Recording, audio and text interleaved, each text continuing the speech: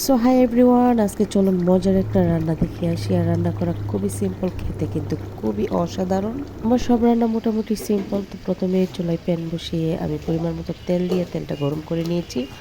আর এখানে গরম মশলা যা যা উপকরণ প্রয়োজন হয় দিয়ে খুব ভালোভাবে ভেজে নিব। আর একটা গ্রাম ছেড়ে আসলে সেই পর্যায়ে আমি এখানে আদা এবং রসুন বাটা দিয়ে দিচ্ছি। আদা, রসুন এবং পেঁয়াজ বাটা দিয়ে খুব ভালোভাবে ভেজে নিব। আর অবশ্যই কিন্তু ব্রাউন কালার করে ভেজে নিতে হবে, সেক্ষেত্রে খাবারের টেস্টটা খুবই ভালো আসবে।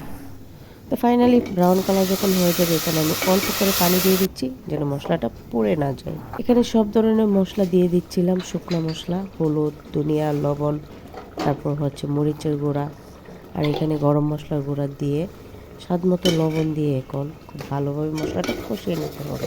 এটা খুব ভালোভাবে কষানো হয়ে গেলে এখানে আমি মাংসগুলো অ্যাড করে নিচ্ছি।